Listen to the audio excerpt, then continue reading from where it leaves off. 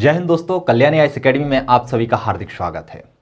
मित्रों, आज की इस वीडियो में हम अध्ययन करने वाले हैं आपदा का। हम समझने का प्रयास करेंगे कि आपदा होती क्या है। साथ ही साथ हम आपदा और संकट में अंतर समझेंगे और कुछ जो शब्दावलियां आती हैं जैसे कि चरम घटनाएं क्या होती हैं, प्रकोप क्या होते हैं, इनमें भी हम इनकी भी परिभाषा का हम अध्ययन करेंगे और इनमें भी हम अंतर को समझने का प्रयास करेंगे।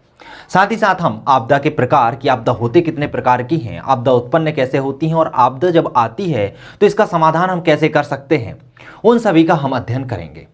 चलिए स्टार्ट करते हैं हम हमारा टॉपिक जिसका नाम है आपदा।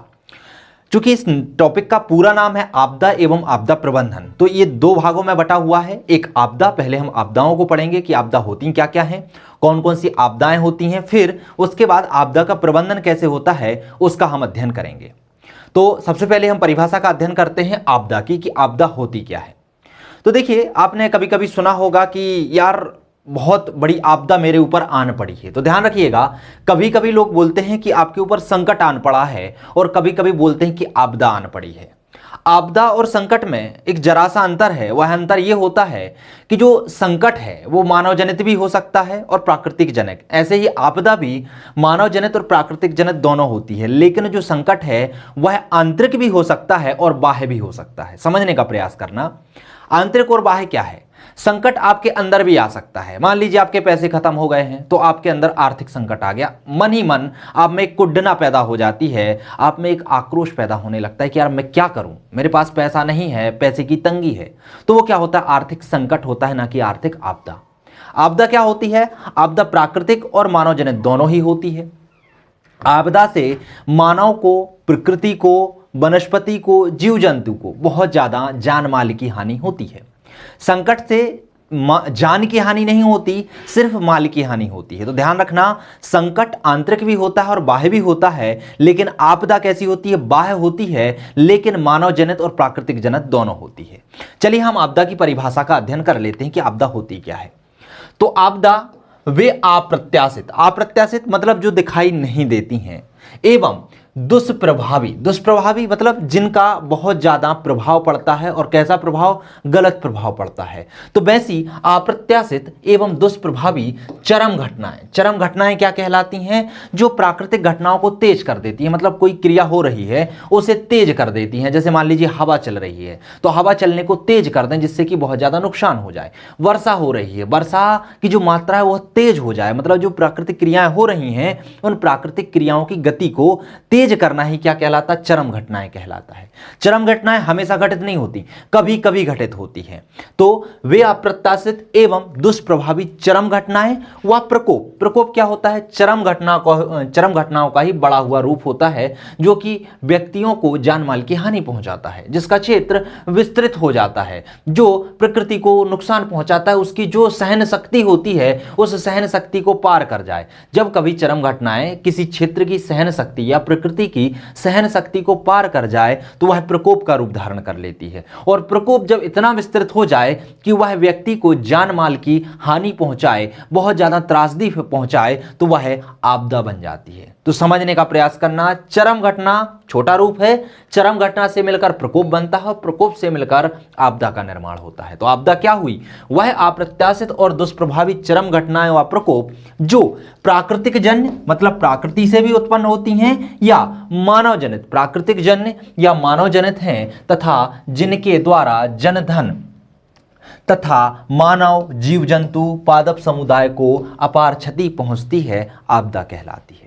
समझ में आई परिभाषा। परिभाषा आपसे लिखने के लिए पूछा जा सकता है, सीधा आ जाएगा आपदा क्या है, इसको परिभाषित कीजिए। यह 3 नंबर, 5 नंबर, 11 नंबर तीनों में पूछी जा सकती है। यदि 11 नंबर में आती है तो इस परिभाषा के साथ 2 प्रश्न और ऐड होंगे। तो आपको परिभाषा कंठस्थ याद होनी चाहिए कि वह अप्रत्याशित एवं दुष्प्रभावी चरम घटना व प्रकोप जो प्राकृतिक जन्य और मानव जनित होती हैं तथा जिनके द्वारा जनधन की अथवा मानव, जीव जंतु, वनस्पति, पादप समुदाय को अपार क्षति पहुंचती है, आपदाएं कहलाती हैं। अब हम समझ लेते हैं चरम घटना को। चरम घटना की परिभाषा क्या है?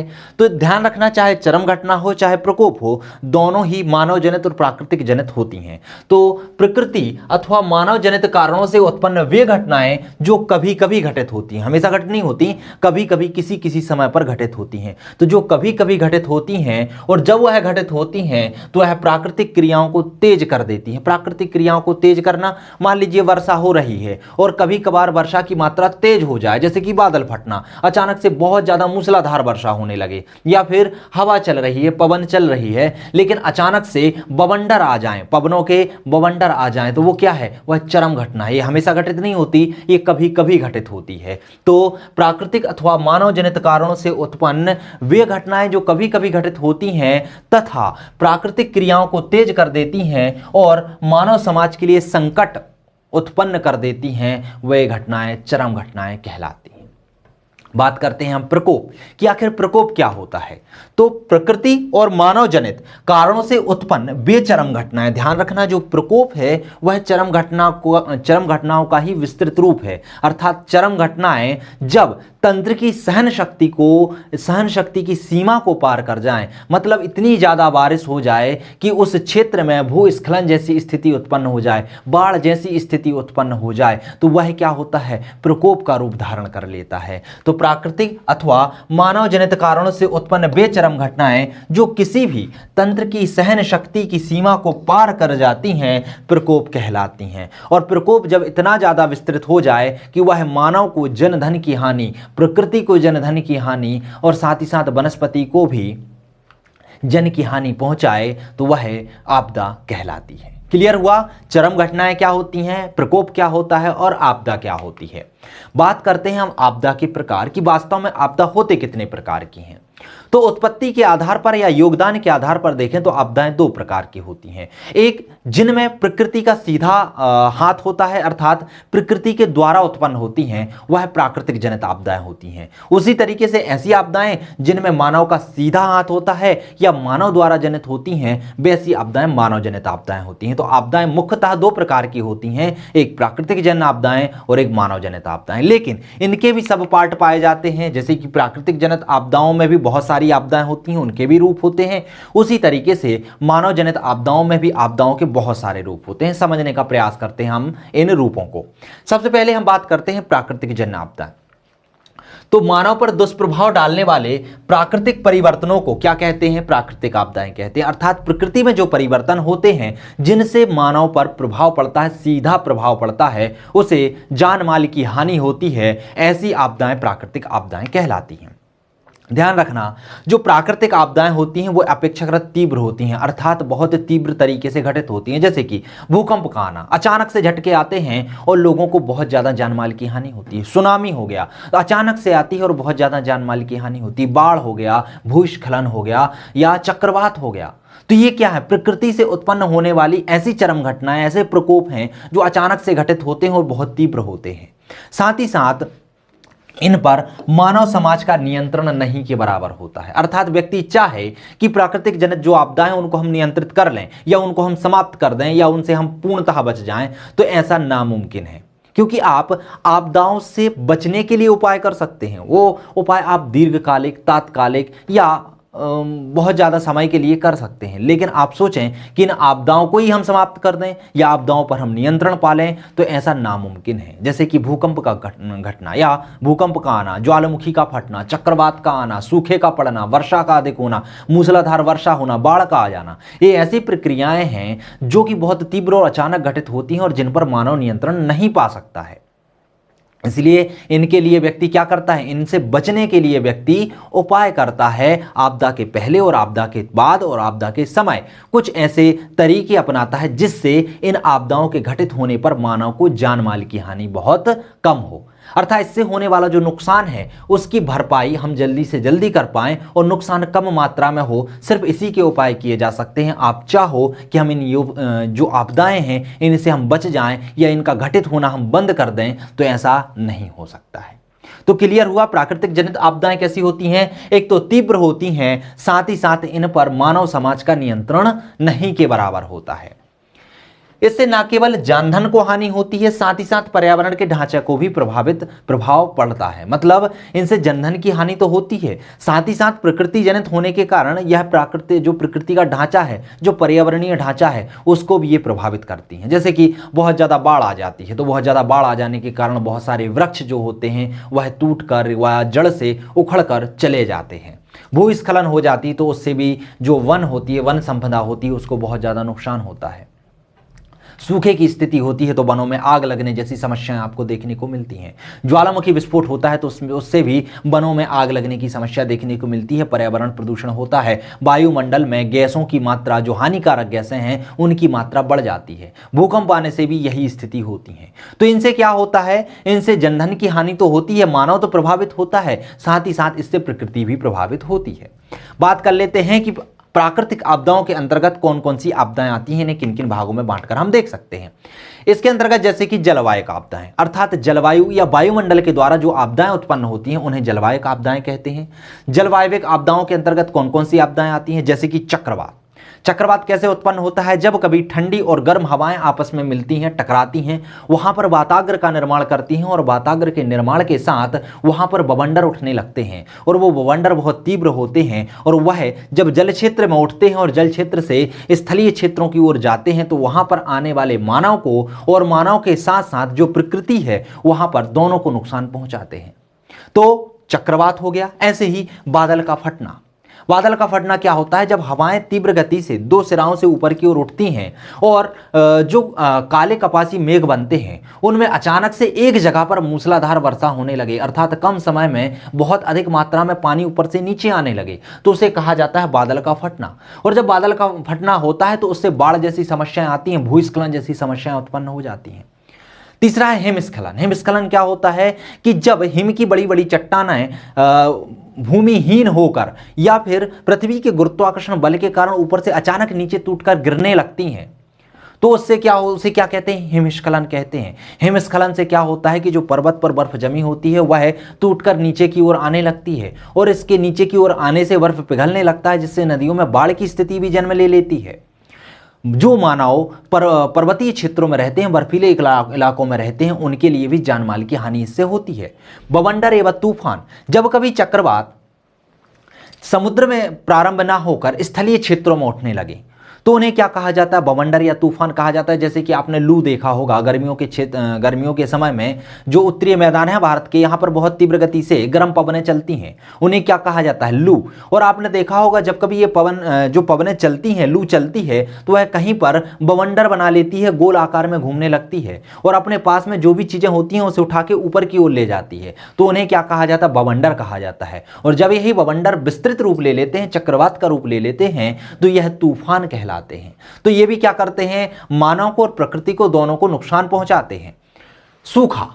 जब कभी वर्षा बहुत कम हो, जिन स्थानों में वर्षा बहुत कम हो और इतनी कम वर्षा हो कि जो भूमि होती है उसमें नमी धारण करने की क्षमता बहुत कम हो जाती है, अर्थात क्षमता तो बहुत ज़्यादा है लेकिन उसमें नमी ही नहीं बचती, इतनी कम नमी हो जाती है कि फसल वहाँ पर उगना दूभर हो जाती है, तो उसे क्या कहा जाता है, सूखा कहा जाता है। ओलावृष्टि। ओलावृष्टि अर्थात जब पानी बर्फ बनकर ऊपर से नीचे की ओर गिरने लगे जिससे कि फसलें बर्बाद हो जाएं, तो इससे मानव को बहुत ज़्यादा क्षति पहुँचती है। फसलें बर्बाद होती हैं तो प्रकृति को भी क्षति पहुँचती है, क्योंकि प्रकृति में जो वनस्पति पाई जाती है उसको भी बहुत ज्यादा नुकसान पहुंचता है। इसी तरीके से शीतलहर और सुनामी भी जलवायु आपदाओं के अंतर्गत आती है। सुनामी में बता देता हूं सुनामी क्या कहलाती है। तो जब कभी समुद्री लहरें तट की ओर आती हैं, जो समुद्री लहरें बहुत ऊंची ऊंची होती हैं और तट की ओर आते हुए अपना आकार बढ़ा लेती हैं, अर्थात जो 10-15 मीटर से और ऊंची होती हैं, बहुत ही भयानक होती हैं और नुकसानदेह होती हैं, तो वो जैसे ही तटों के पास आती हैं, तटों के पास आकर भयानक तबाही मचा देती हैं। ऐसी लहरों को सुनामी कहा जाता है। जो सुनामी है वह जापानी भाषा का शब्द है। आप पहली यूनिट में इस चीज़ को डिटेल में पढ़ चुके हैं, चाहे चक्रवात हो, चाहे भूकंप हो, चाहे सुनामी हो और चाहे ज्वालामुखी हो, पहली यूनिट में हमने इसे विस्तार रूप से पढ़ा है। तो जलवायु आपदाएं आपको समझ में आई कौन कौन सी हैं, चक्रवात है, बादल का फटना है, हिमस्खलन है, बवंडर है, तूफान है, सूखा है, ओलावृष्टि है और शीतलहर और सुनामी, जो कि जलवायु में परिवर्तन के द्वारा उत्पन्न होती हैं, उन्हें ही जलवायु आपदाएं कहते हैं। बात करते हैं स्थलीय आपदाएं या भूमि संबंधी आपदाएं। वे आपदाएं जो भूमि से संबंधित होती हैं उन्हें भू संबंधी आपदाएं या स्थलीय आपदाएं कहते हैं। जैसे कि भूमि की जब परतें ढीली हो जाती हैं, जब मिट्टी ढीली हो जाती है और पर्वतीय क्षेत्रों पर स्थित होती है तो वह ऊपर से खिसक कर नीचे की ओर आने लगती है, जिसे कहा जाता है भूस्खलन। क्या कहा जाता है? भूस्खलन। कीचड़ का बहाव, जब कभी नदियों में गाद का जमाव अधिक हो जाता है और गाद का जमाव अधिक होने के कारण जब ये आगे की ओर बढ़ता है तो नदियों के मार्ग में अवरोध उत्पन्न करता है, उससे भी बहुत ज़्यादा जान माल की हानि होती है। क्योंकि जब गाद का जमाव अधिक हो जाता है तो नदियाँ बाढ़ का रूप धारण कर लेती हैं, और जब बाढ़ का रूप धारण कर लेती हैं तो जो भी तटीय इलाकों में लोग रहते हैं, व्यक्ति रहते हैं, उनके लिए बहुत ज़्यादा हानि होती है। तो कीचड़ का जमाव ये भी क्या है? स्थलीय समस्या है, स्थलीय आपदा है। भूकंप, भूकंप क्या होता है? जब पृथ्वी पर अचानक से कंपन होने लगता है तो उस क्रिया को भूकंप कहा जाता है। भूकंप आने की जो क्रिया है उसे मैंने अभी बताया है कि पहली यूनिट में डिटेल में पढ़ चुके हैं कि भूकंप कैसे आता है। भूकंप से बचने के उपाय क्या क्या होते हैं, भूकंप कितने प्रकार के, मतलब भूकंप में कुछ शब्दावली हैं, जैसे भूकंप मूल होता है, अधिकेंद्र होता है, भूकंपीय ऊर्जा होती है। तो ये जो चीज़ें होती हैं इन्हें हमने फर्स्ट यूनिट में डिटेल में पढ़ा है, तो आप एक दफ़ा वहाँ पर देख लीजिएगा। इसके बाद ज्वालामुखी विस्फोट मैंने आपको बताया है प्रारंभिक यूनिट में, लेकिन परिभाषा मैं बता देता हूं कि पृथ्वी पर या भूपर्पटी पर ऐसा कोई भी छिद्र जिसके माध्यम से पृथ्वी के अंदर जो लावा है, जो मैग्मा है, वह पृथ्वी की सतह पर आने लगे, या पृथ्वी के अंदर जो गैस हैं या जलवाष्प हैं वह उन छिद्रों के माध्यम से पृथ्वी पर आने लगे, तो ऐसे छिद्र क्या कहलाते हैं? ज्वालामुखी कहलाते हैं। और ये जो लावा और मैग्मा आता है वह अचानक से विस्फोट करके आता है, इसीलिए इसे ज्वालामुखी विस्फोट कहा जाता है। अवतलन, अवतलन क्या होता है कि जब दो प्लेटें आपस में टकराती हैं। प्लेटों का मतलब क्या होता है? आपकी जो स्थलीय प्लेट है या महाद्वीपीय प्लेट है और महासागरीय प्लेट है, तो जब ये आपस में टकराती हैं तो आपस में टकराने के कारण इनमें बलन उत्पन्न होने लगते हैं। कहीं पर बलन उत्पन्न होते हैं तो कहीं पर भ्रंश उत्पन्न होते हैं। इनसे भी जान माल को और प्रकृति को बहुत ज़्यादा नुकसान होता है। इसे कहा जाता है अवतलन। ऐसे ही होता है मृदा अपरदन। जो भूस्खलन है वही मृदा अपरदन का भी रूप होता है। मृदा की गुणवत्ता में जब कमी आ जाती है तो उससे मृदा का क्षरण होने लगता है, उसे ही कहा जाता है मृदा अपरदन। तो स्थलीय या भू संबंधी आपदाएं आपने समझी, क्या आता है उसके अंतर्गत? उसके अंतर्गत आता है भूस्खलन, कीचड़ का बहाव, भूकंप, ज्वालामुखी विस्फोट, अवतलन और मृदा अपरदन। अगली आती हैं जलीय आपदाएं। ऐसी आपदाएं जिसमें जल का योगदान बहुत ज्यादा होता है या जल के कारण उत्पन्न होती हैं, ऐसी आपदाओं को जलीय आपदाएं कहते हैं। जैसे कि बाढ़। बाढ़ क्या होता है? जब नदी अपने तटबंधों को तोड़कर मैदानी क्षेत्रों में फैल जाए और जानमाल को हानि पहुंचाने लगे तो वह बाढ़ कहलाती है। ज्वार क्या होता है? देखिए, जो सुनामी होती है सुनामी के विपरीत ही होती है। सुनामी थोड़ा बड़ा रूप होता है और जो ज्वार होते हैं वो छोटे रूप होते हैं। लेकिन ज्वार और भाटे से भी जो तटीय इलाके होते हैं वहां पर कभी कभी जान माल की हानि होती है। तो जब जब जान माल की हानि होती है तब यह जलीय आपदा के रूप में उठकर सामने आ जाती है। इसी तरीके से महासागरीय धाराएं, सुनामी और हिमस्राव ये जलीय आपदाओं के अंतर्गत आते हैं। फिर आती हैं जैविक आपदाएं। जैविक आपदाएं अर्थात जो जीवों के कारण उत्पन्न होती हैं, जैसे कि महामारी। महामारी किससे होती है? महामारी किसी से भी, बैक्टीरिया से हो सकती है, कवक से हो सकती है, या विषाणु से, वायरस से हो सकती है। तो ये महामारियां जो फैलती हैं वो जीवाणुओं के माध्यम से फैलती हैं। साथ ही साथ विनाशकारी कीटों का आक्रमण, जैसे कि अभी आपने देखा होगा कुछ सालों पहले 2020 की बात करें, 19-20 की बात करें तो टिड्डियों का आक्रमण हुआ था भारत में। टिड्डियों का अटैक हुआ था। टिड्डियों ने क्या, इतनी ज्यादा टिड्डियां थी, इतने ज्यादा टिड्डे थे कि उन्होंने जिस क्षेत्र से वो जाते थे उस क्षेत्र को उजाड़ देते थे। चाहे पेड़ हो, चाहे फसलें हो, सभी को नष्ट कर देते थे। तो उससे भी क्या हो रहा है? बहुत ज्यादा माल की हानि हो रही। जान की हानि तो नहीं होती लेकिन माल की हानि होती है। इसके बाद वायरल संक्रमण। वायरल संक्रमण भी बहुत होते हैं, जैसे कि अभी कोरोना वायरस वर्तमान में चल रहा है, वो भी क्या है। इसके बाद डेंगू हो गया, पीलिया हो गया, बहुत सारे ऐसे वायरल संक्रमण हैं जो कि एक इंसान से दूसरे इंसान पर फैलकर ज़्यादा जान माल की हानि पहुंचाते हैं। बर्ड फ्लू हो गया, इबोला हो गया, डेंगू हो गया, कोरोना हो गया, ऐसी बहुत सारी बीमारियां हैं जो मानव को जान माल की हानि पहुंचाती हैं। वह आती हैं जैविकीय आपदाओं के द्वारा। ध्यान रखना, ये प्रकृति जनित होती हैं, मानव जनित नहीं हो रही। बर्ड फ्लू हो गया, एबोला हो गया, डेंगू हो गया, ये क्या होते हैं? जानवरों से उत्पन्न होने वाली बीमारियां होती हैं। कुछ महामारियां हैं जो प्रकृति जन्य होती हैं, ऐसी विनाशकारी जो कीटों का आक्रमण है वो भी प्रकृति जन्य हो जाता है। जब कभी खाद्य श्रृंखला प्रभावित होती है तो उसके कारण भी ये महामारियां जन्म ले लेती हैं। तो ये क्या हुई? ये हुई प्राकृतिक जन्य आपदाएं। अब हम बात कर लेते हैं मानव जनित आपदाओं की। तो ऐसी आपदाएं जिनमें मानव का सीधा हाथ होता है, जिनसे मानव सीधा संबंधित होता है, या जो मानव के द्वारा जनित होती हैं, ऐसी आपदाएं मानवीय आपदाएं कहलाती हैं। ऐसी आपदाएं जिनके लिए सीधे तौर पर मानव जिम्मेदार होता है, वह आपदाएं मानवीय आपदाएं कहलाती हैं। जैसे कि ग्रीन हाउस प्रभाव, जब आपका वायुमंडल तापन जो बढ़ रहा है, जो धीरे धीरे गर्मी की मात्रा बढ़ रही है, वह भूमंडलीय तापन, वायु, जल एवं ध्वनि प्रदूषण आदि में मानवीय क्रियाकलापों का परिणाम है। जैसे कि हमने क्या किया है? बहुत ज़्यादा उद्योगों की स्थापना की है, बहुत सारे उद्योगों की स्थापना की है। साथ ही साथ जनसंख्या जो नियंत्रण है वो कम होता जा रहा है, अर्थात जो जनसंख्या का संक्रमण है वो बढ़ता जा रहा है। जनसंख्या बहुत तीव्र गति से बढ़ रही है। जनसंख्या बहुत तीव्र गति से बढ़ने के कारण एक तो वायुमंडल में कार्बन डाइऑक्साइड की मात्रा बढ़ती है, दूसरा इनके लिए रहने के लिए स्थानों की कमी आती है, तो लोग वनों को काटकर खेती योग्य भूमि में उसे कन्वर्ट कर लेते हैं, बदल देते हैं, अपने घर बना लेते हैं वनों को काटकर। तो जैसे ही वनों को काटते हैं तो ग्लोबल वार्मिंग की समस्या आती है, भूमंडलीय तापन की समस्या आती है। साथ ही साथ वायुमंडल में जो ग्रीन हाउस गैसें हैं उनका प्रभाव बढ़ने लगता है। लोग वायु इतने ज़्यादा वाहन चला रहे हैं, इतने ज़्यादा उद्योगों का निर्माण कर रहे हैं, जिसके कारण वायु में बहुत सारी विषैली गैसें उत्पन्न हो रही हैं। जल प्रदूषित हो रहा है, क्योंकि लोगों के जो क्रियाकलाप हैं, उद्योगों से निकलने वाला जो कचरा है वह सीधा नदियों में बहा दिया जाता है, शवों को जलों में बहा दिया जाता है। उसी तरीके से बड़ी बड़ी कंपनियों से निकलने वाले जो सायरन होते हैं, बहुत सारी कंपनियों से निकलने वाली जो आवाज़ें होती हैं वह ध्वनि प्रदूषण करती हैं। तो ये जितने भी प्रदूषण हो रहे हैं, चाहे वह जलीय प्रदूषण हो, भूमि प्रदूषण हो, वायु प्रदूषण हो, या फिर ध्वनि तापमान हो, या वायुमंडलीय तापन हो, या फिर ग्रीन हाउस इफेक्ट हो, तो इन सभी क्रियाओं में जो मानव का क्रियाकलाप है वो कहीं ना कहीं योगदान दे रहा है इनको बढ़ाने के लिए। अर्थात इनसे जो आपदाएं उत्पन्न हो रही हैं, उन आपदाओं में मानव का कहीं ना कहीं सीधा ही हाथ है। तो ये क्या है? ये आपदाएं किससे उत्पन्न हो रही हैं? मानव से उत्पन्न हो रही हैं। इन्हें भी, अर्थात मानव से उत्पन्न होने वाली आपदाओं को भी हम मुख्य भागों में बांटकर पढ़ सकते हैं। जैसे कि कुछ होती हैं भौतिक आपदाएं। भौतिक आपदाओं में जैसे कि हमने प्राकृतिक जनित आपदाओं में देखा था भूकंप, भूस्खलन, मृदा अपरदन। तो ध्यान रखना, वह प्रकृति जनित भी होती हैं, प्रकृति के द्वारा भी होती हैं, साथ ही साथ इन्हें उत्पन्न करने में मानव का भी सीधा हाथ होता है। जैसे कि भूकंप, भूस्खलन और मृदा अपरदन, ये ऐसी भौतिक आपदाएं हैं जिनमें मानव का सीधा संबंध होता है। जैसे कि भूकंप की हम बात करें, व्यक्ति क्या कर रहा है? बहुत ज्यादा खनन कर रहा है। तो खनन करने के कारण जो भूमि का संतुलन है वो बिगड़ रहा है, और भूमि का संतुलन बिगड़ने के कारण वहां पर क्या, भूकंप की दशाएं बहुत ज्यादा बढ़ जाती हैं। साथ ही साथ परमाणु विस्फोट, परमाणु जो बम बनाए गए हैं उनका जब प्रयोग किया जाता है या उनका परीक्षण किया जाता है तो उससे भी भूकंप की स्थिति देखने को मिलती है। भूस्खलन की बात करें, मानव पहाड़ी क्षेत्रों का इतना ज्यादा खनन कर रहा है, वृक्षों को इतनी ज्यादा तीव्र गति से काट रहा है, जिसके कारण भूस्खलन की समस्या दिन प्रतिदिन बढ़ती जा रही है।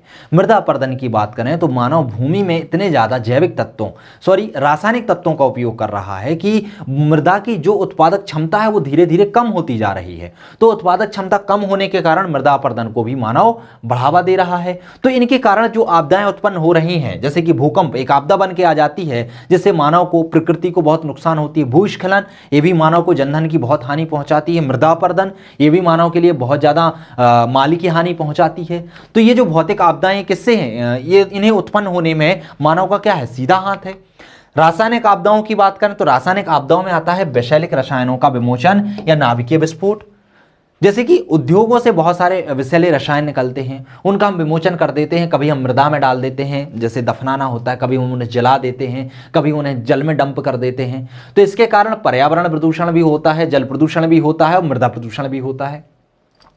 नाभिकीय विस्फोट से भी पर्यावरण प्रदूषित होता है। और ये भी क्या करती हैं, कभी कभी नाभिकीय विस्फोट इतनी अधिक मात्रा में हो जाता है कि इससे भी बहुत ज़्यादा जानमाल की हानि होती है। साथ ही साथ पर्यावरण को भी दुष्प्रभाव पहुंचता है, अर्थात पर्यावरण भी कैसा हो जाता है, पर्यावरण को भी बहुत ज़्यादा नुकसान पहुंचता है। नाभिकीय विस्फोट का तो इतना ज़्यादा नुकसान हो जाता है कि यह सीमित समय के लिए नहीं, असीमित समय के लिए इसका दुष्प्रभाव बना रहता है।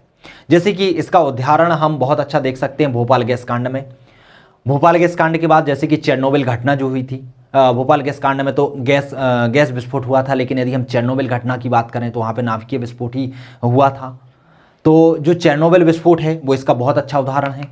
इसके बाद हम जैविक आपदाओं की बात करें तो बहुत सारी महामारियां हैं, बहुत सारी ऐसी समस्याएं हैं, संकट हैं जो मानव के द्वारा उत्पन्न हो रहे हैं और जो सीधे जैविक से संबंधित है, जैसे कि जनसंख्या का विस्फोट। जनसंख्या विस्फोट से भी क्या है, बहुत ज़्यादा माल की हानि लोगों को हो रही है। इनसे भी बहुत सारे आपदाएं, बहुत सारे संकट, बहुत सारे प्रकोप, बहुत सारी चरम घटनाएं जन्म ले लेती हैं, जिससे मानव को और प्रकृति को बहुत ज़्यादा नुकसान पहुंचता है। ऐसे ही कुपोषण ऐसी महामारी है जो मानव के लिए दुष्प्रभावी बनी हुई है। बहुत ज़्यादा लोग, बहुत सारे बच्चे कुपोषण के कारण अपनी जान से हाथ धो बैठते हैं। साथ ही साथ कुपोषण की समस्या से निपटने के लिए बहुत ज़्यादा धन की भी हानि हो जाती है। इसके साथ ही बहुत सारी महामारियां जो कि मानव के द्वारा उत्पन्न की जाती हैं, जैसे कि कोरोना वायरस मानव के द्वारा ही उत्पन्न माना जाता है। अब इसका कुछ प्रूफ नहीं मिला है, लेकिन फिर भी लोग बोलते हैं कि इसे कोरोना जो महामारी है उसको मानव के द्वारा ही उत्पन्न किया गया है। इसके साथ ही बहुत सारे ऐसी महामारियां हैं जो मानव के द्वारा होने वाले प्रयोगों से उत्पन्न हो जाती हैं, तो उससे भी मानव को बहुत जान मान की हानि हो जाती है। जंतु एवं पादप रोग, जैसे कि आप बर्ड फ्लू की बात कर लें तो, या फिर स्वाइन फ्लू की बात कर लें, तो ऐसे रोग हैं जिनसे मुर्गियों को या फिर सूअरों को बहुत ज़्यादा हानि पहुंच जाती है। वहाँ पर ये जो जीव जंतु हैं, जो पशु पक्षी हैं, बहुत अधिक मात्रा में मारे जाते हैं और इनका भोग करने वाले इंसानों को भी जान माल की बहुत ज़्यादा हानि उठानी पड़ती है। तो ये जितनी भी आपदाएं हैं वह क्या हैं, उनमें सीधे सीधे मानव का ही हस्तक्षेप है, मानव के द्वारा ही उत्पन्न हो रही हैं। तो दोस्तों, जिस तरीके से हमने प्राकृतिक आपदाएं पढ़ी थी उसी तरीके से हम मानवीय आपदाओं का भी वर्गीकरण कर सकते हैं कि जो मानवीय आपदाएं हैं वे आपदाएं जो जिनमें मानव का सीधा संबंध होता है, मानवीय आपदाएं होती हैं। और मानवीय आपदाओं को मुख्यतः हम 3 आधार पर देख सकते हैं: भौतिक आपदाएं, रासायनिक आपदाएं और जैविक आपदाएं। भौतिक आपदाओं के अंतर्गत कौन कौन सी आपदाएं आती हैं, रासायनिक आपदाओं के अंतर्गत कौन कौन सी आपदाएं आती हैं और जैविक आपदाओं के अंतर्गत कौन कौन सी आपदाएं आते हैं, उन्हें हम यहां पर विस्तृत रूप में बता सकते हैं। तो यदि आपदाओं का वर्गीकरण आपसे पूछा जाए तो आपदा का वर्गीकरण आपको इसी तरीके से देना है। यदि यही क्वेश्चन आपसे 11 नंबर में पूछ लिया जाता है तो यहां पर आप सभी जो आपदाएं हैं उनकी परिभाषाएं लिख सकते हैं। जैसे कि मैंने आपको बता दिया, भूकंप क्या होता है, भूस्खलन क्या होता है, मृदा अपरदन क्या होता है, विषैले रसायन क्या होते हैं, महामारी क्या होती है, कुपोषण क्या होता है। तो कुपोषण की परिभाषा मैं बता देता हूं, सेकंड पेपर में आप जब पढ़ेंगे तो वहां पर कुपोषण को डिटेल में पढ़ाया जाएगा। यहां पे मैं बता देता हूं कि कुपोषण 2 प्रकार का होता है, एक अति पोषण होता है, एक अल्प पोषण होता है। अर्थात मानव के क्रियाकलाप के लिए या मानव शरीर के लिए जितनी भी पोषक तत्वों की आवश्यकता होनी चाहिए या उसके क्रियाकलापों को संचालित करने के लिए जो भी पोषक तत्वों की आवश्यकता होती है, यदि मानव को उन आवश्यकताओं की पूर्ति सही तरीके से ना हो पाए तो उसका जो शरीर है वह सही तरीके से विकसित नहीं हो पाता है। वह कभी नाटा हो जाता है तो कभी दुबला हो जाता है, कई रोगों से ग्रसित हो जाता है, तो वह कहलाता है अल्पपोषण। लेकिन जब मानव के लिए अपने क्रियाकलापों को संचालित करने के लिए जितने भी पोषक तत्वों की आवश्यकता है उससे अधिक पोषक तत्व प्राप्त होने लगे तो उसे कहा जाता है अतिपोषण। और इसका उदाहरण है जैसे कि मोटापा। तो ध्यान रखना, चाहे अल्पपोषण हो या अतिपोषण हो, दोनों ही कुपोषण के अंतर्गत आते हैं। तो यदि ये क्वेश्चन आपसे डिटेल में पूछा जाता है तो आप इन सभी को वर्गीकृत करके इन सभी की परिभाषा लिख सकते हैं, आपका आंसर पूर्ण हो जाएगा। चलिए, तो समझ में आया प्राकृतिक आपदाएं और मानव जनित आपदाएं। अब हम प्राकृतिक आपदाओं को डिटेल में देख लीजिए। मान लीजिए आपसे भूकंप अलग से पूछ लिया जाए, सुनामी अलग से पूछ लिया जाए, चक्रवात अलग से पूछ लिया जाए, बाढ़ अलग से पूछ लिया जाए, सूखा अलग से पूछ लिया जाए, तो आप क्या करेंगे? क्योंकि ये क्वेश्चन जो बनते हैं यहां से भी 11 नंबर के क्वेश्चन बन जाते हैं कि चक्रवात क्या है, आप समझाइए, इससे क्या दुष्प्रभाव है, इसके नियंत्रण के लिए क्या क्या उपाय किए जाने चाहिए। बाढ़ क्या होती है, बाढ़ के नियंत्रण के लिए क्या क्या उपाय होने चाहिए, या बाढ़ से क्या क्या नुकसान होते हैं। इस तरीके के क्वेश्चन अलग अलग बन जाते हैं। तो हम प्राकृतिक आपदाएं और मानव जनित आपदाओं को पहले हम अलग अलग करके देख लेते हैं और इनके अंतर्गत जो भी आपदाएं आती हैं उन्हें डिटेल में पढ़ लेते हैं। तो प्राकृतिक आपदाओं के अंतर्गत जो 4 टॉपिक हैं, जैसे कि भूकंप, सुनामी, ज्वालामुखी और चक्रवात, तो इन्हें डिटेल्स में हम पहली यूनिट में पढ़ चुके हैं। तो आप इनकी वीडियो पहली यूनिट की में जाकर देख लीजिए, उनके नोट्स भी आपको वहां पर उपलब्ध मिल जाएंगे। वहां पर मैंने इनके द्वारा क्या नुकसान होते हैं, जी है, उत्पन्न कैसे होते हैं, साथ ही साथ इससे कम हानि हो इसके लिए क्या क्या उपाय किए जाने चाहिए, हमने वहां पर इसे डिटेल्स में पढ़ा है। बात कर लेते हैं हम भूस्खलन की, कि भूस्खलन होता क्या है। अर्थात ये प्राकृतिक आपदा ही है भूस्खलन। तो वह भूवैज्ञानिक घटना जिसके अंतर्गत भारी वर्षा, बाढ़ या भूकंप के कारण, ध्यान रखना, कोई भी प्राकृतिक आपदा हो या मानव जनित आपदा हो तो उसके पीछे कोई एक रीजन नहीं होता, उसके पीछे भी बहुत सारे कारण विद्यमान होते हैं। जैसे कि भूस्खलन की घटना है तो भूस्खलन की घटना के पीछे भी बहुत सारे कारण हैं, जैसे कि भारी वर्षा का होना, बाढ़ का आना, भूकंप के कारण या भूकंप का आना। तो जब ये घटनाएं घटित होती हैं तो इनसे जो चट्टानों में भूमिहीन या आधारहीन चट्टानें होती हैं वह मिट्टी या वनस्पति या पहाड़ी ढलानों से क्या है, पृथ्वी के गुरुत्वाकर्षण बल के कारण या शक्ति के कारण नीचे की ओर आने लगती हैं, खिसक कर नीचे की ओर आने लगती हैं। तो यह जो मिट्टी, पर्वत, पहाड़ी या बड़ी बड़ी चट्टानें या वनस्पति का खिसक कर ऊपर से नीचे की ओर आने की जो घटना होती है उसे ही कहा जाता है भूस्खलन, अर्थात भूमि का खलन होना, अर्थात भूमि ऊपर से टूटकर नीचे की ओर आना। क्लियर हुआ? तो इसके पीछे कारण कौन है? भारी वर्षा है, जैसे कि कोई पहाड़ी क्षेत्र वहां पर बहुत ज्यादा वर्षा हो जाए, बहुत ज्यादा वर्षा होने के कारण जो आधारहीन चट्टानें होती हैं उनमें पानी का बहाव लगता है तो वह चट्टानें नीचे आने लगती हैं। भूमि जो मिट्टी है यदि उनमें जकड़न नहीं है, उनके कण आपस में बंधे हुए नहीं हैं तो वह मिट्टी भी खिसलने लगती है, या बाढ़ वाले क्षेत्रों में आती है, नदियों के किनारे वाले क्षेत्रों में आती है तो वहां से भी बहुत सारी मिट्टी उनके साथ बहकर चली जाती है। या फिर भूकंप, जब कभी पृथ्वी पर अचानक से कंपन होता है तो इस कंपन के द्वारा जो आधारहीन चट्टानें होती हैं वह खिसक के कहाँ आने लगती हैं, नीचे आने लगती हैं। तो इन कारणों से जो आधारहीन चट्टानें हैं वह पृथ्वी के गुरुत्वाकर्षण के कारण जब भी नीचे आने लगती हैं तो इस घटना को क्या कहा जाता है? भूस्खलन कहा जाता है। क्लियर है? यदि परिभाषा पूछी जाए तो आप परिभाषा बहुत प्यारे से तरीके से लिख सकते हैं कि वह है भूवैज्ञानिक घटना। ध्यान रखना कैसी है, भूवैज्ञानिक घटना है तो वह भूवैज्ञानिक घटना जिसके अंतर्गत भारी वर्षा, बाढ़ या भूकंप के कारण आधारहीन हुई चट्टानें, मिट्टी एवं वनस्पतियां पहाड़ी ढलानों से गुरुत्वाकर्षण बल के अधीन नीचे की ओर खिसकने लगती हैं, क्या कहलाता है? भूस्खलन कहलाता है। भूस्खलन का कारण क्या होता है? तो क्या सिर्फ भारी वर्षा ही भूस्खलन का कारण होता है, या फिर बाढ़ या फिर भूकंप यही सिर्फ भूस्खलन का कारण होता है? तो नहीं, भूस्खलन के पीछे भी बहुत सारे कारण होते हैं। जैसे कि एक प्राकृतिक जन्य कारण होता है, पारंपरिक नहीं है, यहाँ प्राकृतिक जन्य है, ठीक है। एक प्राकृतिक कारण होता है और एक मानवीय कारक होता है, अर्थात भूस्खलन। जब हम आपदाएं पढ़ रहे थे तो वहां पर मैंने दोनों में बताया था, चाहे आप प्राकृतिक आपदाओं की बात करें चाहे आप मानवीय आपदाओं की बात करें, दोनों में ही भूस्खलन मुख्य स्थान रखता है। तो इसके पीछे दोनों ही कारक हैं, एक प्राकृतिक कारक है, कौन सा कारक है? प्राकृतिक कारक है, और एक मानवीय कारक है। प्राकृतिक कारकों की बात करते हैं तो प्राकृतिक कारकों में जैसे भारी वर्षा का होना, भारी वर्षा, इसमें मानव का कोई हाथ नहीं होता, इसमें प्रकृति का हाथ होता है कि किसी स्थान पर बहुत ज्यादा बारिश हो जाए और किसी स्थान पर बहुत कम बारिश। मान लीजिए बादल के फटने की घटना हो जाए, जैसे कि उत्तराखंड की बाढ़ आई थी तो वहां पर भी भूस्खलन की घटना देखने को मिली थी, बहुत सारे लोगों को जान माल की हानि हुई थी। तो जब कभी अचानक सी वर्षा होने लगे पर्वतीय क्षेत्रों में और पानी का बहाव बहुत तेज हो तो उसके कारण भी वहां की जो आधारहीन चट्टानें होती हैं, मिट्टी होती है, वह खिसक कर ऊपर से नीचे की ओर आने लगती है। पर्वतों का तीव्र ढलान होना, मान लीजिए तब पर्वतों का बहुत ज्यादा तीव्र ढलान है और ऊपर से कोई एक छोटी सी चट्टान लुढ़क के यदि नीचे की ओर आती है तो वह अपने साथ बहुत सारी चट्टानों को भी धकेलकर नीचे की ओर लाने लगती है, मिट्टी को लाने लगती है। चट्टानों की कच्ची परतें, यदि चट्टानों की कच्ची परतें होती हैं तो थोड़ी सी भी कोई भी क्रिया हो, चाहे भूकंप की क्रिया हो, चाहे पानी के बहाव की क्रिया, कुछ भी हो, तो उससे भी भूस्खलन की दर तेज हो जाती है, भूस्खलन की घटना देखने को मिलती है। पृथ्वी की गुरुत्वाकर्षण शक्ति, मैंने अभी बताया था आपको कि पृथ्वी क्या है, पृथ्वी की एक शक्ति होती है जिसमें वह सभी चीजों को अपनी नीचे की ओर खींचने की ताकत रखती है, उसे कहते हैं गुरुत्वाकर्षण शक्ति, अर्थात अपनी ओर खींचती है। तो जो आधारहीन चट्टानें होती हैं तो वह जब कभी उन पर थोड़ा सा कुछ भी प्रहार पड़ता है या कुछ भी बाह्य क्रिया होती है तो वह गुरुत्वाकर्षण शक्ति के द्वारा कहां, नीचे की ओर खिसकने लगती हैं। साथ ही साथ पहाड़ी नदियां क्या होती हैं, ऊपर से नीचे की ओर आती हैं तो अपने साथ बहुत सारा मलबा लेके आती हैं।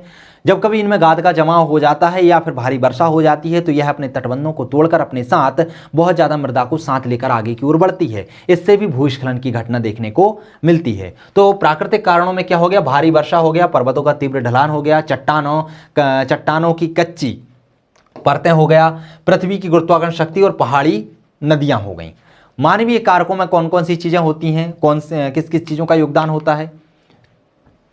जैसे वन का विनाश, व्यक्ति क्या कर रहा है, व्यक्ति जनसंख्या ज्यादा बढ़ने के कारण अपने रहवास के लिए वनों की अंधाधुंध कटाई कर रहा है। तो जब वनों की अंधाधुंध कटाई होती है तो उससे जो मृदा के कण होते हैं उनमें एक दूसरे को बांधने की क्षमता कम हो जाती है। दोस्तों मैं बता दूं कि वृक्ष की जो जड़ें होती हैं वो मृदा के कणों को बांध कर रखती हैं। आप कभी भी नदियों के किनारे जाकर देखिएगा तो आप देखना कि नदी जो होती हैं तटबंधों के अनुसार ही बहती हैं, तटबंधों का ज़्यादा क्षरण नहीं कर पाती। क्यों? क्योंकि तटबंधों के किनारे वृक्ष होते हैं और वृक्ष अपनी जड़ों से वहाँ की मृदा को बांध के रखते हैं। जब कभी उन वृक्षों को काट दिया जाता है तो आप देखिएगा कि जो नदी है उसके जो तटबंध हैं वो धीरे धीरे फैलते हुए जाते हैं और वो आगे जाके बाढ़ का रूप भी ले लेते हैं। तो ये क्या होते हैं, जो वन होते हैं, जो वृक्ष होते हैं, वो मृदा को बांधने का काम करते हैं, मृदा के कणों को बांध कर रखते हैं और यदि इनका विनाश कर दिया जाए तो ये भी भूस्खलन का कारण बनते हैं। साथ ही साथ सड़कों का निर्माण, सड़कों का निर्माण क्या होता है, पहाड़ी क्षेत्रों को काटकर किया जाता है या फिर नदियों के यहाँ पुल बनाकर किया जाता है या फिर कहीं कहीं पर वृक्षों को काटकर किया जाता है। तो जो सड़कों का निर्माण हो रहा है इससे भी बहुत जगह की चट्टानें क्या हो जाती हैं, आधारहीन हो जाती हैं और उसके कारण भी जो भूस्खलन की दर है वह तीव्र हो जाती है, भूस्खलन की घटना देखने को मिलती है। नगरीकरण, नगरीकरण क्या होता है, लोग गांवों से शहरों की ओर जाते हैं, शहरों में बस जाते हैं। अब चूंकि शहरों में लोगों का संकीर्ण बढ़ता जाता है तो उनके रहवास के लिए क्षेत्र की आवश्यकता पड़ती है और जब रहवास के लिए क्षेत्र की आवश्यकता पड़ती है तो यह क्षेत्र विस्तृत होने लगता है और जब यह विस्तृत होने लगता है तो यह नदियों के क्षेत्रों पर भी कब्जा कर लेता है या जो बाढ़ प्रभावित क्षेत्र होते हैं वहां पर भी कब्जा कर लेते हैं, पहाड़ी वाले क्षेत्रों पर भी जाकर रहने लगते हैं, जिससे कि भूस्खलन की दर ज़्यादा बढ़ जाती है। तो जो नगरीकरण है भी यह भी भूस्खलन के लिए जिम्मेदार होता है। कृषि का विस्तार, कृषि का विस्तार भी एक तरीके से वही है कि वनों का हम क्या करते हैं, ह्रास करते हैं, कृषि भूमि को बढ़ा देते हैं, जिससे जो चट्टानें हैं वो क्या हो जाती हैं, भूमिहीन हो जाती हैं। खनन की गतिविधियां, खनन की गतिविधियां भी क्या करती हैं, चट्टानों के लिए आधारहीन कर देती हैं, जिससे भूस्खलन की दर बढ़ जाती है। साथ ही साथ बांधों और जलाशयों का निर्माण करना, जब कभी हम बांधों और जलाशयों का निर्माण करते हैं तो वहां पर जल का बहाव या ठहराव बहुत ज़्यादा हो जाता है। जब वहां पर जल का ठहराव बहुत ज़्यादा हो जाता है और अचानक से बारिश बहुत ज़्यादा हो जाए तो जो बांध होते हैं वह उनकी एक सहन शक्ति होती है कि हम इतने ही पानी को रोक सकते हैं, लेकिन जब अचानक से वर्षा होती है तो उन बांधों को खोल दिया जाता है और जब उनको अचानक से खोला जाता है तो जो पानी है, जो नदियां हैं वह बाढ़ का रूप धारण कर लेती हैं, जिसके कारण जो आधारहीन चट्टानें हैं वह भी ऊपर से ढलक कर नीचे की ओर आने लगती हैं, इससे भी भूस्खलन होता है। तो ध्यान रखिए दोस्तों, भूस्खलन के पीछे कोई एक कारण जिम्मेदार नहीं है, भूस्खलन के पीछे बहुत सारे कारण जिम्मेदार हैं और यदि कारकों की बात करें तो दो कारक जिम्मेदार होते हैं, चाहे वह प्रकृति हो चाहे वह मानव हो, दोनों ही भूस्खलन के लिए जिम्मेदार होते हैं। प्रकृति का भी मैंने बता दिया और मानवों का भी मैंने बता दिया कि यह किस तरीके से भूस्खलन के लिए जिम्मेदार होते हैं, यह कैसे भूस्खलन को बढ़ावा देते हैं। अब बात कर लेते हैं कि भूस्खलन होता है तो इससे प्रभाव पड़ता क्या है, मानव पर या वनस्पति पर, प्रकृति पर आखिर क्या प्रभाव पड़ते हैं। तो भूस्खलन से क्या होता है, पहाड़ी ढालों पर निर्मित आवासीय संरचनाएं नष्ट हो जाती हैं। आप देखिएगा कि जब भूस्खलन होता है तो ऊपर से चट्टानें धड़ककर नीचे की ओर आती हैं या फिर मृदा ऊपर से खिसककर नीचे की ओर आती है, तो लोगों का रहवास पहाड़ी क्षेत्रों पे तो कम होता है, लेकिन पहाड़ी क्षेत्रों के नीचे जो मैदानी क्षेत्र आ जाता है वहां पर रहवास ज्यादा होता है और जैसे ये आधारहीन चट्टानें ऊपर से धड़ककर नीचे की ओर आती हैं तो इससे जो मैदानी क्षेत्रों में लोग रहते हैं या पर्वतीय ढलानों के नीचे लोग रहते हैं या जो आवास स्थल होते हैं वह क्या हो जाते, पूर्णतः नष्ट हो जाते हैं, जिससे जान माल की बहुत ज्यादा हानि होती है। परिवहन एवं संचार के साधन नष्ट हो जाते हैं, क्योंकि इसके अंतर्गत जो भी परिवहन या संचार के साधन आते हैं वह भी नष्ट हो जाते हैं, क्योंकि भूस्खलन से बहुत ज्यादा मलबा जम जाता है। कृषि योग्य भूमि भी नष्ट हो जाती है, मलबे के जमने से जब ऊपर की चट्टानें नीचे की ओर आ जाएंगी, जो कंकड़ पत्थर ऊपर से नीचे की ओर आ जाते हैं, तो जो भूमि योग्य कृषि भूमि होती है, जो कृषि योग्य भूमि होती है वहां पर इन चट्टानों का निक्षेप हो जाता है और जो भूमि है, जो कृषि है, कृषि के लिए जो उचित भूमि है वह भी क्या हो जाती है, नष्ट हो जाती है। जल स्रोतों के तटबंध टूट जाने से बाढ़ की स्थिति जन्म लेती है। मैंने अभी आपको बताया कि यदि भूस्खलन ज़्यादा होता है, यदि जल में गाद का जमाव ज़्यादा हो जाता है, मलबा ज़्यादा जम जाता है, तो यह है जो जल का बहाव है वो मंद हो जाता है और जब इसमें ठहराव की स्थिति आ जाती है और पीछे से इसमें धक्का लगता है जब जल का, तो ये किसका रूप ले लेती है, बाढ़ का रूप ले लेती है और जान माल को बहुत ज़्यादा नुकसान पहुँचाती है। तो ध्यान रखिएगा, कोई भी आपदाएं हो, चाहे प्राकृतिक आपदा हो चाहे मानवीकृत आपदाएं हो, और इन भी आपदाओं में चाहे भूकंप हो, सुनामी हो, ज्वालामुखी हो या फिर चक्रवात हो, भूस्खलन हो, बाढ़ हो, सूखा हो, कुछ भी हो, इनसे नुकसान जो होते हैं लगभग लगभग एक दूसरे से मिले जुले ही होते हैं। सभी से संचार और परिवहन को नुकसान पहुंचता है, सभी से पर्यावरण को नुकसान पहुंचता है, सभी से जान माल की हानि होती है, सभी से पेड़ों को नुकसान पहुंचता है, सभी एक ना एक दूसरे का कारण बनते हैं। भूस्खलन का बाढ़ का कारण बनती है तो बाढ़ भूस्खलन का कारण बनती है। तो इनको आप एक दूसरे से कनेक्ट कर कर पढ़ सकते हैं, इनको याद करने की ज्यादा जरूरत नहीं है। बस एक इमेजिनेशन कर लीजिए कि जितनी भी आपदाएं हैं इनका संबंध एक दूसरे से है, और यदि इन आपदाओं को आप अच्छे से समझ लेते हैं तो आप एक दूसरे से कनेक्ट कर कर इनमें 4-5 पॉइंट आराम से लिख सकते हैं, और इतने ही लिखने का आपका स्कोप रहता है। क्लियर हुआ? चलिए आगे बढ़ते हैं और हम देखते हैं कि भारत में भूस्खलन प्रभाव क्षेत्र कौन कौन से हैं, या जहां पर भूस्खलन का प्रभाव अधिक होता है वह क्षेत्र कौन कौन से हैं। तो कुछ क्षेत्र ऐसे होते हैं जो अत्यधिक सुविधता वाले क्षेत्र हैं, अर्थात जहां पर भूस्खलन की संभावना बहुत अधिक मात्रा में देखी जाती है। ऐसे क्षेत्रों में क्या क्या आता है? तो ऐसे क्षेत्रों में जैसे कि हिमालय की युवा पर्वत श्रृंखला आती है, जिसे हम सबसे नीचे वाली परत कहते हैं, जिनका निर्माण अभी भी हो रहा है, तो वह आती है। क्लियर हो गया? अंडमान निकोबार द्वीप समूह, यहां पर भी भूस्खलन की समस्या बहुत ज्यादा देखने को मिलती है। नीलगिरी की अत्यधिक वर्षा या तीव्र ढलान वाले क्षेत्र, ध्यान रखिएगा ये ऐसे क्षेत्र हैं जहां पर बारिश बहुत अधिक मात्रा में होती है। चाहे अंडमान निकोबार द्वीप की बात कर लीजिए, चाहे नीलगिरी की पहाड़ियां, यहां भी अत्यधिक वर्षा वाले क्षेत्र, और पर्वतीय क्षेत्र जहां पर ढलान अधिक होता है। पूर्वोत्तर राज्य में अत्यधिक मानवीय क्रियाकलाप वाले क्षेत्र, क्योंकि पूर्वोत्तर जो क्षेत्र होते हैं ये भी पहाड़ी क्षेत्रों के अंतर्गत आते हैं, और यहां पर भी यदि मानवीय अधिकता है, जहां पर मानव अधिक निवास करते हैं, पहाड़ी क्षेत्र हैं, तो वहां पर भी चट्टानें खिसकने के कारण वहां पर बहुत ज्यादा भूस्खलन की मात्रा देखने को मिलती है। फिर इसके बाद आता है अधिक सुविधता वाले क्षेत्र। अत्यधिक सुविधता वाले क्षेत्र जहां पर भूस्खलन की घटना लगभग देखने को मिलती ही रहती है, और यहां से जान माल की नुकसान बहुत ज्यादा होती है। अधिक सुविधता मतलब इनसे थोड़े से कम होते हैं, लेकिन वहां भी भूस्खलन की संभावना बनी रहती है और भूस्खलन की घटना देखने को मिलती है। तो इसमें आता है हिमालय के सभी राज्य जो हिमालय क्षेत्र के अंतर्गत आते हैं, साथ ही साथ असम को छोड़कर उत्तर पूर्वी राज्य भी इसके अंतर्गत आते हैं। फिर आता है मध्यम एवं कम सुविधता वाले क्षेत्र, इसमें लद्दाख एवं लाहौल स्पीति के कम वर्षा वाले क्षेत्र आते हैं, जहां पर वर्षा कम होती है, और जब वर्षा कम होगी तो वहां पर भूस्खलन की मात्रा भी कम ही होगी। अरावली की पहाड़ियां, पश्चिम एवं पूर्वी घाट के वृष्टि छाया क्षेत्र, क्योंकि वृष्टि छाया क्षेत्र है, पवन विमुख क्षेत्र है, तो वहां पर पानी वैसे ही कम गिरता है, और जब जल कम होगा, वर्षा कम होगी, तो वहां पर जो चट्टानें हैं उनके नीचे आने की संभावना भी कम हो जाती है, लेकिन बनी रहती है। क्यों? क्योंकि कम वर्षा होने के कारण भी चट्टानें क्या हो जाती हैं? कमजोर पड़ जाती हैं। तो यहां पर भी घटना देखने को तो मिलती है, लेकिन बहुत कम मात्रा में देखने को मिलती है। और दक्कन का पठार, तो ये किसके अंतर्गत आते हैं? मध्यम एवं कम सुविधता वाले क्षेत्र के अंतर्गत आते हैं। फिर अन्य क्षेत्र जहां पर बहुत कम मात्रा में भूस्खलन देखने को मिलता है या ना के बराबर देखने को मिलता है, तो इसमें राजस्थान, हरियाणा, उत्तर प्रदेश, बिहार, पश्चिम बंगाल, दक्षिण भारतीय राज्यों के तटीय क्षेत्र आते हैं, जहां पर भूस्खलन की संभावना देखने को नहीं मिलती है। अब आप सोच रहे हो कि सर ने ये चीज क्यों पढ़ाई है, ये क्षेत्र क्यों पढ़ाए हैं? तो दोस्तों सीधा सीधा प्रश्न आ जाता है आपसे, 11 नंबर में सीधा प्रश्न पूछा जा सकता है, भारत में भूस्खलन प्रवण क्षेत्रों को लिखिए या भूस्खलन से प्रभावित क्षेत्रों को लिखिए। अब सीधे सीधे आपको 11 नंबर में क्या लिखेंगे? आपको यही लगेगा कि यार 2 क्षेत्र हो सकते हैं, एक जहां पर भूस्खलन हो रहा है, एक नहीं हो रहा है, लेकिन इसका भी वर्गीकरण अलग अलग होता है, आपको पता होना चाहिए। इसे भी हम 4 भागों में बांटकर पढ़ सकते हैं, एक अत्यधिक सुविधता वाले, एक अधिक सुविधता वाले, एक मध्यम एवं कम सुविधता वाले, और एक अन्य क्षेत्र। इस तरीके से आप इसका डिवीजन करेंगे तो आपके 200 शब्दों का आंसर भी पूर्ण हो जाएगा और आपको नंबर मिलने के चांसेस भी ज्यादा होंगे। अब बात करते हैं कि भूस्खलन देख लिया, भूस्खलन के कारण देख लिए, अब भूस्खलन से क्या क्या हानियां हो रही ये भी देख ली। अब चूंकि भूस्खलन क्या है, प्राकृतिक और मानवजनित दोनों आपदाएं हैं, और प्राकृतिक आपदाओं में मैंने एक बात कही थी कि इस पर नियंत्रण प्राप्त नहीं किया जा सकता। ये ऐसी घटना है जिसे आप रोक नहीं सकते हैं।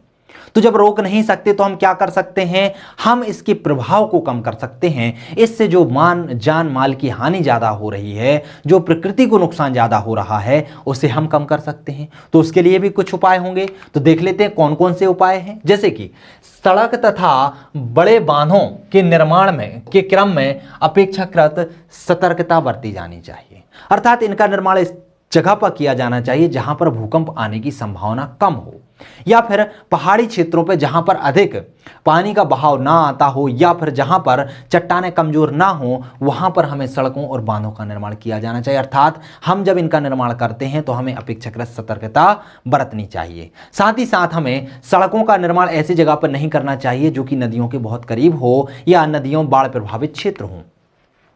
कृषि का कार्य नदी घाटी तथा कम ढाल वाले क्षेत्रों तक सीमित होना चाहिए। जो कृषि का क्षेत्र है, ध्यान रखिए कृषि भी कई तरीके की होती है, जैसे कि मैंने आपको जब कृषि मृदा पढ़ा रहा था तो वहां भी मृदा अपर्दन के रीजन बताए थे। तो जो कंटूरिंग खेती होती है, जो ढलान खेती होती है, तो उसको जो खेती का तरीका होता है वो भी हमें सही तरीके से करना चाहिए, क्योंकि यदि कृषि का सही तरीका नहीं होगा तो जो मृदा अपर्दन है उसकी मात्रा बढ़ जाएगी, और मृदा अपर्दन की यदि मात्रा बढ़ जाती है तो यह भी भूस्खलन का रूप धारण कर लेती है। साथ ही साथ जो कृषि का कार्य है वो नदी घाटी तथा कम ढाल वाले क्षेत्रों तक ही सीमित हो, ज्यादा ढाल वाले क्षेत्रों में नहीं जाना चाहिए। इन क्षेत्रों में वृक्षारोपण कर तथा जल के बहाव को रोकने हेतु छोटे छोटे बांधों का निर्माण कर। यदि आप वृक्ष ज्यादा से ज्यादा लगाएंगे, जैसे कि हमने कहा था कि वृक्ष क्या करते हैं, मृदा को बांधने का काम करते हैं, तो पर्वतीय क्षेत्रों में, मैदानी क्षेत्रों में जहां पर बाढ़ की संभावना ज्यादा बनी रहती है, भूस्खलन की संभावना ज्यादा बनी रहती है, वहां पर हमें वृक्षों का रोपण ज्यादा करना चाहिए, वृक्ष ज्यादा लगाने चाहिए ताकि भूस्खलन को कम किया जा सके। तो इसकी जो मात्रा है उसे कम करने के लिए हम क्या कर सकते हैं, वृक्ष लगा सकते हैं। साथ ही साथ जो बाढ़ होती है, बाढ़ भी भूस्खलन का कारण बनती है, तो बाढ़ को रोकने के लिए हम छोटे छोटे बांधों का निर्माण कर सकते हैं। बड़े बांध तो नहीं बना सकते, लेकिन छोटे छोटे बांध का निर्माण कर सकते हैं, जिसके माध्यम से जो जल का बहाव है उस बहाव को हम क्या कर सकते हैं, नियंत्रित कर सकते हैं, अर्थात उस बहाव से होने वाली हानि को हम रोक सकते हैं। पानी के निकास का उचित प्रबंधन करना, क्योंकि जल भराव के कारण भी भूमि जो भूस्खलन उसकी संभावना देखने को मिलती है, इसलिए हमें जो पानी का निकास है वो भी उसका भी हमें उचित प्रबंधन करना चाहिए, पानी की जगह भरा हुआ ना रहे, इसके लिए भी कार्य करना चाहिए। तो ये कुछ उपाय हैं जिन्हें हम देख सकते हैं इसके निवारण हेतु।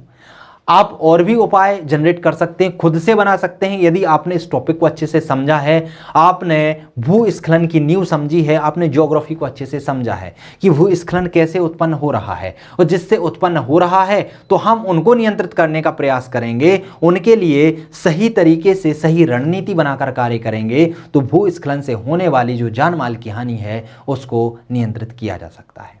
जैसे कि जहां पर बाढ़ वाले क्षेत्र होते हैं, पर्वतीय इलाके होते हैं, वहां पर मानवीय आवास को कम किया जाना चाहिए। नदियों का जो बहाव क्षेत्र है उसमें हमें रोक टोक नहीं करनी चाहिए, अर्थात हमें नदियों के मार्ग में परिवर्तन करने का प्रयास नहीं करना चाहिए। नदियों की तली में गाद जमा ना हो पाए, इसके लिए भी उपाय करने चाहिए। ऐसे ही आप बहुत सारे उपाय अपने निकाल सकते हैं। तो जिस तरीके का प्रश्न आपसे पूछा जाए उस तरीके से आप इस आंसर को डील कर सकते हैं, इस आंसर को बना सकते हैं। अगला आता है हिमस्खलन। तो जिस तरीके से भूस्खलन होता है उसी तरीके से हिमस्खलन भी होता है। हिमस्खलन को देख लेते हैं, हिमस्खलन के क्षेत्रों को देख लेते हैं, कारण निवारण भूस्खलन के आप इसमें लिख सकते हैं। हिमस्खलन क्या होता है, तो जब ऊंचे पर्वतीय भागों में अत्यधिक तीव्र ढाल के कारण बर्फ अथवा हिम के तीव्रता से गिरना, जब हिम और बर्फ ऊपर से नीचे तीव्रता से गिरने लगती है तो इसे हिमस्खलन कहते हैं। आपने हिमोड़ पढ़ा होगा, आपने मोरेन पढ़ा होगा, ये कुछ ऐसी स्थलाकृतियां होती हैं जो हिमालय क्षेत्रों में देखने को मिलती हैं।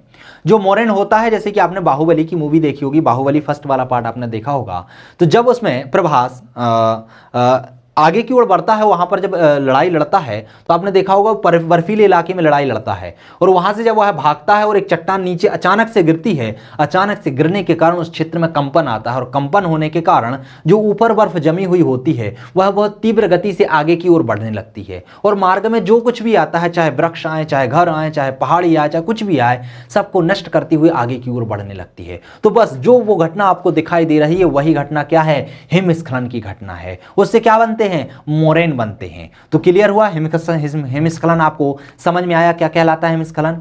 चलिए बात कर लेते हैं हिमस्खलन के क्षेत्र की, हिमस्खलन के कौन कौन से क्षेत्र हैं। तो हिमस्खलन के क्षेत्रों को मुख्यतः हम 3 आधारों पर बांटकर देख सकते हैं। एक है रेड जोन, दूसरा होता है ब्लू जोन, और तीसरा होता है yellow zone. Red zone, blue zone और येलो जोन यह इसकी सुवेदता के आधार पर वर्गीकृत किए गए हैं, अर्थात जहां पर हिमस्खलन की संभावना बहुत ज्यादा देखने को मिलती है वह रेड जोन के अंतर्गत आता है, जहां पर संभावना थोड़ी सी कम होती है वह ब्लू जोन के अंतर्गत आता है, और जहां पर संभावना बहुत कम होती है वह येलो जोन के अंतर्गत आता है। और ये हिमस्खलन के जो क्षेत्र होते हैं सभी के सभी पर्वतीय क्षेत्रों के अंतर्गत आते हैं। रेड जोन क्या है? अत्यधिक खतरे वाले क्षेत्र हैं। ब्लू जोन क्या है? यहां पर आपात की स्थिति में सुरक्षात्मक उपाय किए जा सकते हैं। और येलो जोन क्या है? यहां पर हिमस्खलन विरल अवस्था में देखने को मिलता है। क्लियर है? सभी के सभी पर्वतीय क्षेत्रों के अंतर्गत आते हैं। तो ये 3 आधार पर हम हिमस्खलन को देख सकते हैं। तो दोस्तों इस वीडियो के अंतर्गत इतना ही। अगले वीडियो में हम मिलेंगे अगली आपदा के साथ, जिसमें प्राकृतिक आपदा में हम बाढ़ का अध्ययन करेंगे। हम पता करेंगे कि बाढ़ के कारण क्या होते हैं, बाढ़ से नुकसान क्या होते हैं, और बाढ़ की हानि कम हो, बाढ़ से कम जान माल की हानि हो, उसके लिए हमें क्या क्या उपाय करने चाहिए। बाढ़ के साथ ही साथ हम अन्य आपदाओं का भी अध्ययन करेंगे, जैसे कि सूखा क्या होता है, या फिर मरुस्थल क्या होता है, मरुस्थलीकरण क्या होता है। तो दोस्तों मिलते हैं हम अगले वीडियो में, तब तक के लिए नमस्कार।